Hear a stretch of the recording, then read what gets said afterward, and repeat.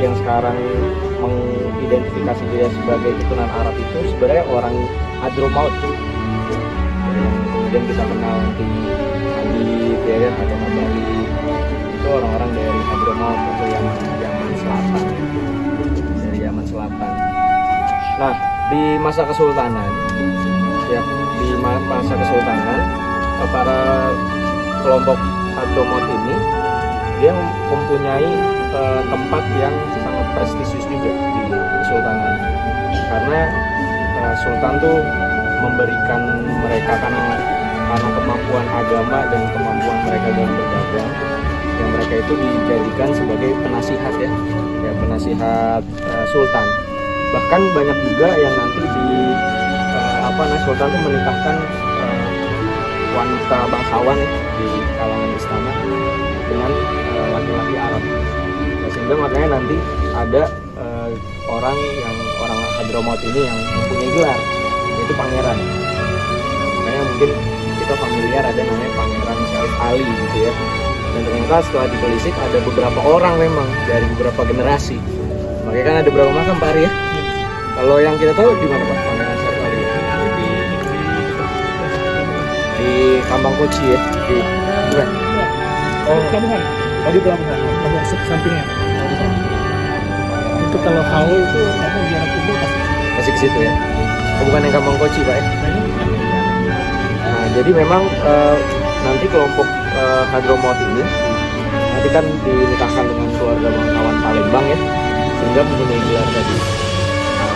Dan mereka juga nanti mempunyai tanah, dan inilah tanah mereka sebenarnya. Makanya nanti kita akan datang ada rumahnya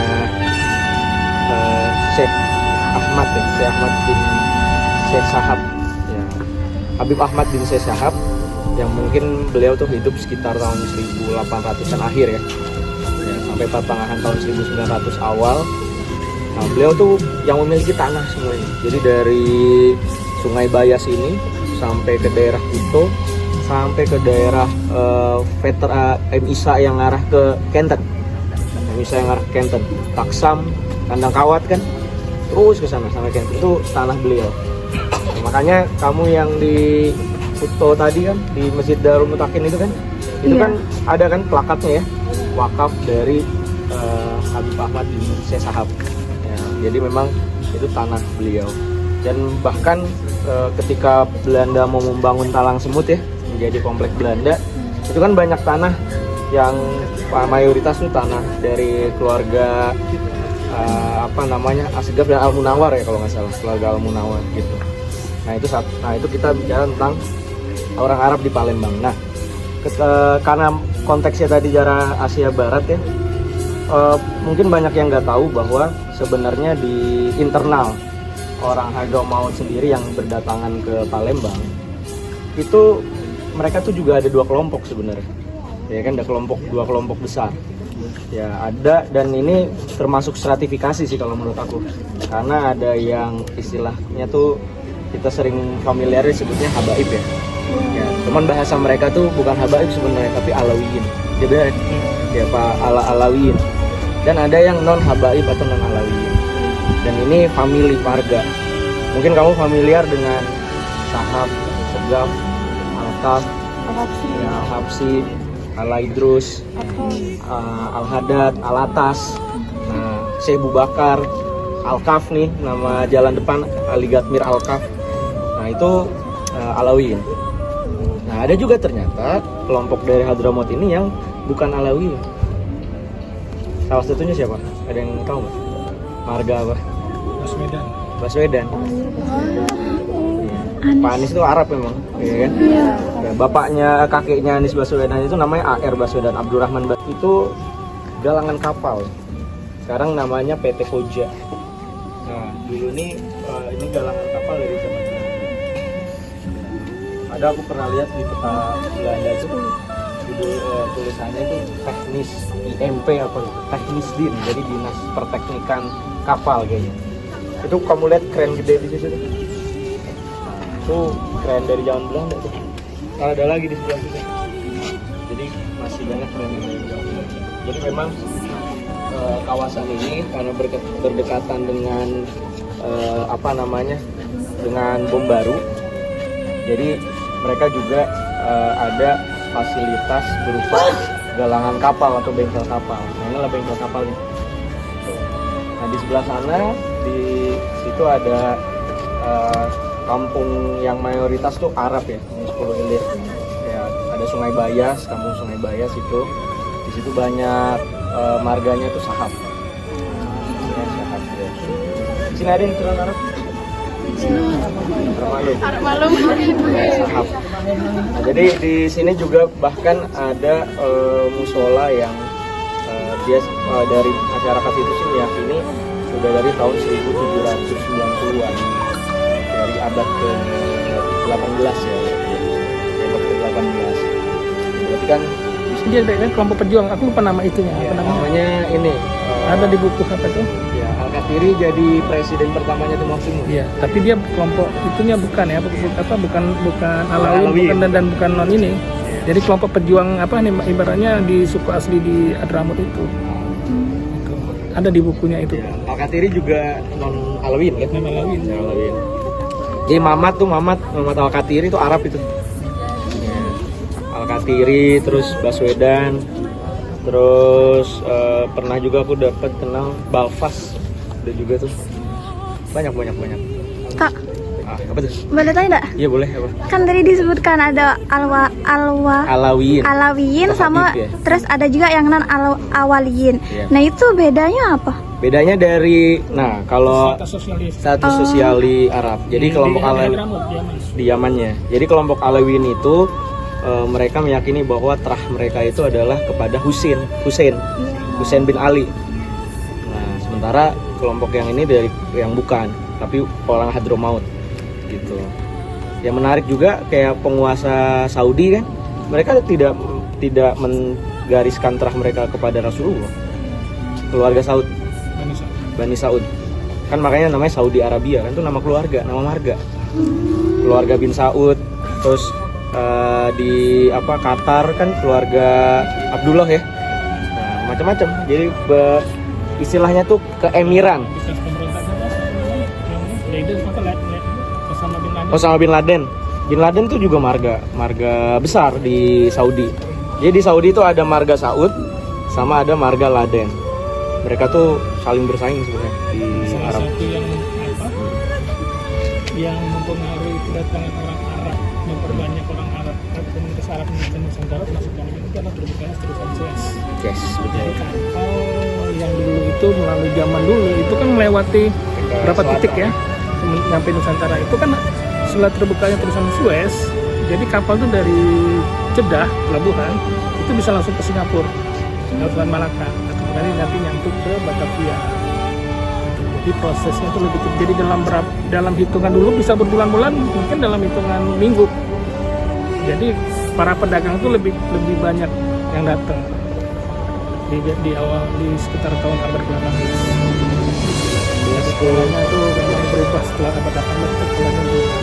Nah terbukanya di Sulawesi itu ya jadi komunitas Arab itu lebih banyak datang. Karena perdagangan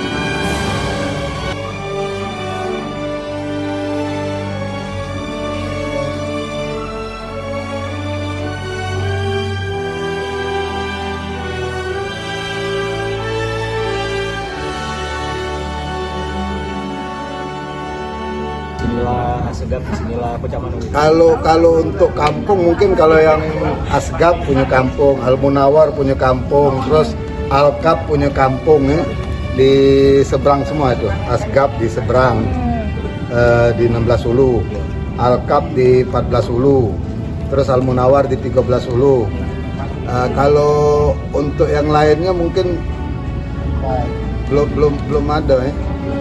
Belum ada karena kalau kependudukan orang Arab ini tadi wilayah-wilayah misalkan kampung Arab banyak, tapi kalau yang namanya kampung marga, kampung PAM itu boleh dibilang cuma 3 itu yang banyak, Al Munawar, Al-Kab sama Asgab. Tapi kalau kampung Arabnya banyak di Muaro ini termasuk kampung Arab, tapi tidak disebut misalkan kampung Sahab atau kampung Alidrus atau kampung apa. nggak disebut, tapi kampung Arab. Satu lagi Sibayas belakang Pasar Kuto itu kampung Arab juga. Banyak kalau kampung Arab. Ya, termasuk Asgab itu disebut kampung Arab juga, cuman ada marganya aja. Iya. Dan berarti kalau di sini ada kampung-kampung juga di hilir ini. Iya, kampung Arab, tapi istilah kita nyebutnya kampung Arab, cuman bukan bahasanya kampung Arab sih. Lorong Muaro itu banyak orang Arabnya. Terus Singibayas banyak orang Arabnya. Kalau di sini apa bu nama daerahnya? Ini Singibuntu ini. Buntu namanya. Ya, nah ini juga termasuk kampung Arab. Banyak orang Arabnya, bukan berarti kampungnya punya orang Arab kan. Untuk itu Pak, Ya, untuk setiap marga itu tuh memiliki persaudaraan yang erat nggak Pak sama marga-marga yang lainnya? ada satu hubungan ke atas tapi jauh. Kalau hubungan pernikahan ya ada hubungannya ke marga itu tadi. Kalau untuk satu hubungan keluarga itu ke atas ada, misalkan bin Sahab, Asgab tadi ya, Al-Idrus, terus Al-Munawar, Al-Kaf, itu nyambungnya ada di satu ini tadi. Untuk lah istilah dari satu. Tapi kalau untuk hubungan keluarga ya, untuk hubungan apa tadi perkawinan apa itu ya ada mungkin Asgab kenal sama Sahab atau Sahab sama Asgab atau Al-Kaf sama Al-Idrus ya. Jadi ada tarikan itu kekeluargaan. Bahasa kita sini Palembang ini ngomong besan kan ya, bukan tarikan keluarga dekat, bukan, tapi tarikan besan. Jadi kalau untuk hubungan antara apa namanya tadi kekeluargaan Sahab satu yang sekarang ini lagi heboh diinikan oleh Imat itu memutuskan nasab ba'al. Nah kita nyambung itu di situ. Jadi Muhammad Abi Abdurrahman Asgab itu nyambungnya di situ semua rata-rata. Jadi dari datu kita itu ke situ, baliknya baru ke Sahab, Pusaka, Sayyidimata, banyak ini.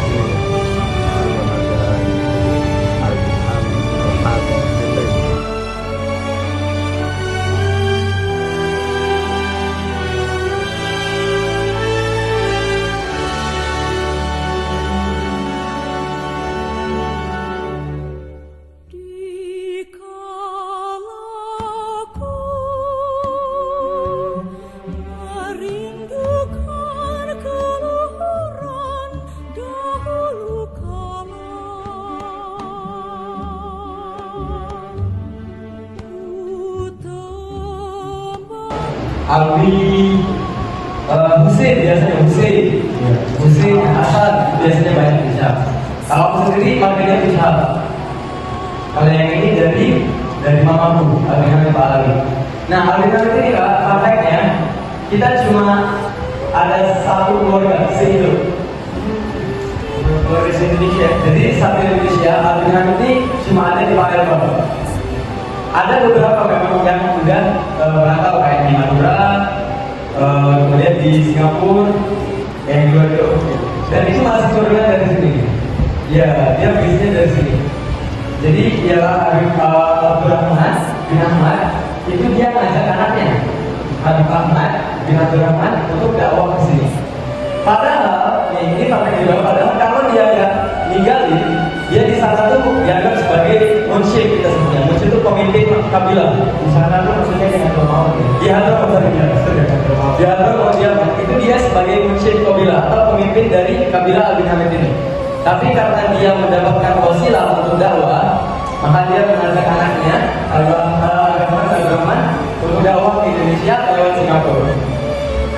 Jadi dari Yaman serta mampir-mampir biasa pasti ke India, ke Singapura, terus baru ke Palembang. Begitu kalau dari mereka sendiri.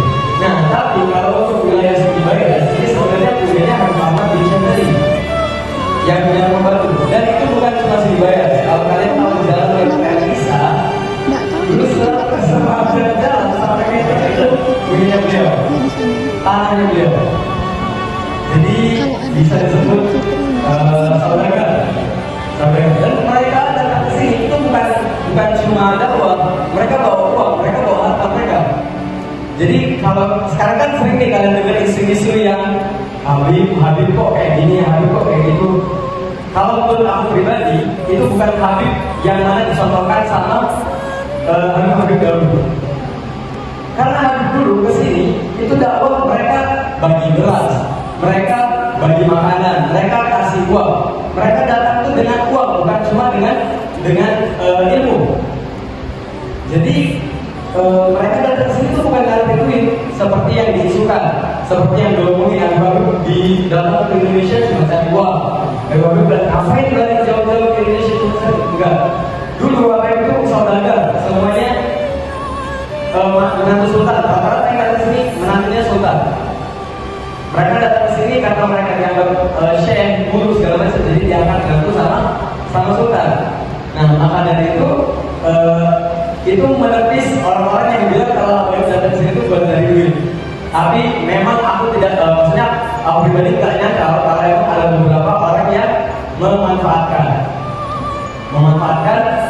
yang namanya HKI tadi untuk mencari uang. Dan itu bukan ajaran yang diajarkan sama beliau-beliau yang kalian lihat di sekeliling.